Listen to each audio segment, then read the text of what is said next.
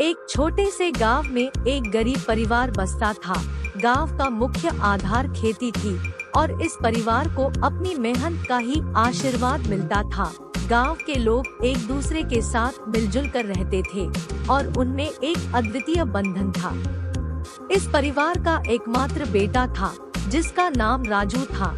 राजू अपने माता पिता के साथ खेतों में काम करता था और उनकी मेहनत का हर रोज उधार मिलता था।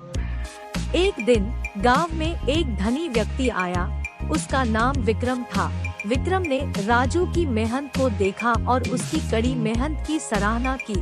वह राजू से मिलकर उससे एक प्रश्न पूछता है, तुम्हें अपनी मेहनत का फल नहीं मिल रहा, क्या मैं तुम्हारी सहायता कर सकता हूँ? राजू थोड़ी देर सोचता रहता है और फिर कहता है, जी हाँ, मेरे परिवार को और मुझे और कुछ भी नहीं चाहिए, बस मेरी मेहनत का सिर्फ फल चाहिए। विक्रम ने राजू की ईमानदारी को देखकर उसे एक सोने का सिक्का दिया और कहा, तुम्हारी मेहनत का इनाम, अब तुम्हें और तुम्हारे परिवार को कभी भी किसी भी समस्या का सामना नहीं करना पड़ेगा। राजू ने विक्रम की बड़ी कृतज्ञता की और उसने उस सोने के सिक्के का योगदान गांव के लाभकारी कार्यों में किया।